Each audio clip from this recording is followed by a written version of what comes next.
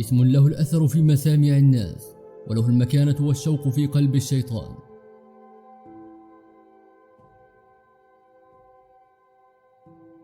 قد يظن السامع للوهلة الأولى أنه فيلم جديد لأحد شركات الأفلام العالمية، ويرد إلى ذهنه مصاص الدماء بأنيابهم اللامعة وحياتهم الأبدية، وهو يجهل هذا الاسم ولا يدري ما معناه، بل ويجهل القصة التي جعلت منه نجما في سماء الفن.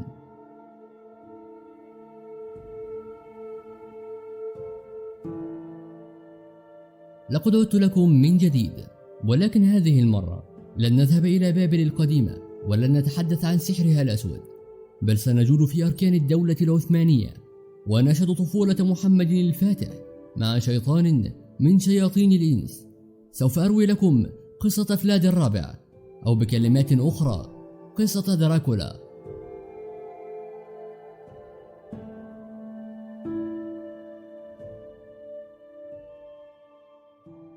تبدأ أحداث هذه القصة في مملكة تسمى ولاكيا أو الفلاج.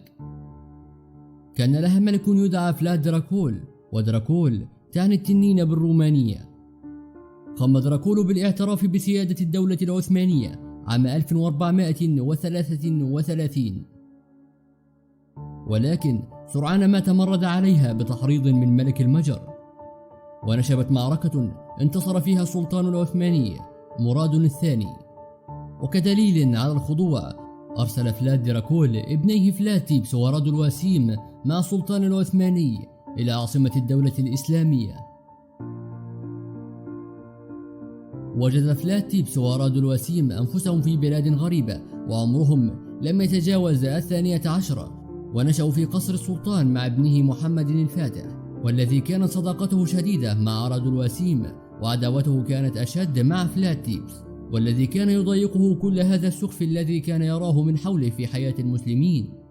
أحب راد الوسيم القرآن الكريم منذ أن كان صغيرا وحفظ منه الشيء الكثير، ولكن فلاد كان كارها لهذا الدين فلم يحفظ من القرآن آية، ولكن كلاهما قد أظهر مهارة في الفروسية منذ الصغر حتى أصبح فارسين في الجيش العثماني.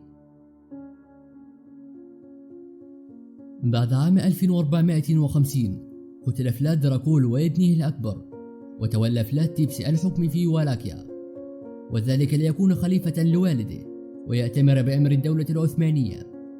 وبالفعل كان خليفة لوالده، فسرعان ما أعلن تمرده على العثمانيين. جاء هذا التمرد مزامنا لانتصار المسلمين في القسطنطينية، فلم يرد محمد الفاتح تعكير فرحة الجنود بالانتصار، ولكنه كان يعلم أن الأيام المقبلة سوف تشهد عدة معارك مع دراكولا. ودراكولا اسم أطلق عليه فيما بعد، وتعني ابن التنين أو ابن الشيطان، وذلك لأنه كان يسر عند رؤية الناس وهم يعذبون، وابتكر أساليبا جديدة في مجال التعذيب، والتي كان أشهرها الخازوق. وكان هذا هو السبب في تسميته بفلاد تيبس أي المخزوق. أعد السلطان الفاتح جيشا لفتح ولاكيا، وانطلق الجيش حتى حدود المملكة، وهناك أرسل الفاتح سرية من 20,000 جندي، ولكن كانت المفاجأة أن هزموا جميعا وتم خزوقتهم أمام أسوار المملكة. وكان بين هذه الخوازيق خازوق طويل وضع عليه حمزة باشا قائد السرية وصديق السلطان.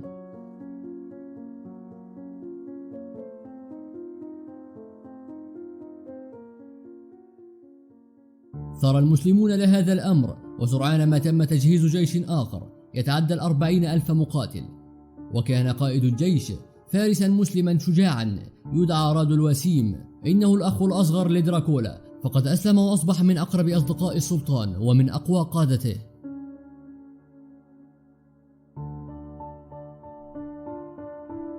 انتصر الجيش العثماني على دراكولا هذه المرة، ولكن استطاع الهرب من ولاكيا فلحقه المسلمون ونشبت بينهم عدة معارك انتصر دراكولا في 3 منها، ولكن انتصر الجيش الإسلامي في النهاية واستطاع دخول قلعة بوينار التي كان يتحصن بها دراكولا، وعادت ولاكيا إلى حظيرة الدولة العثمانية، ولكن استطاع دراكولا الفرار مرة أخرى.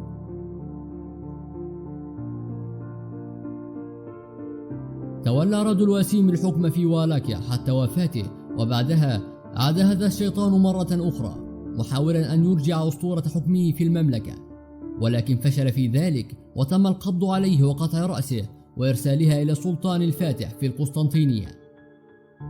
وهكذا قدم محمد الفاتح درسا للعالم أجمع أن للإسلام حرمة يقف خلفها جيش من المسلمين. تظهر شخصية دراكولا في عديد من الأفلام والروايات بصورة البطل الذي جعله الزمان شريرا، والذي أنقذ أهله وملكه من يد الحكم العثماني الذي كان يبطش في الأرض ويفسد فيها باسم الله. ولكن هذا غير صحيح، وما هي إلا أكاذيب، فلم يعرف الإسلام يوما الباطل، ولكن كان الحق شريعته ومنهاجه.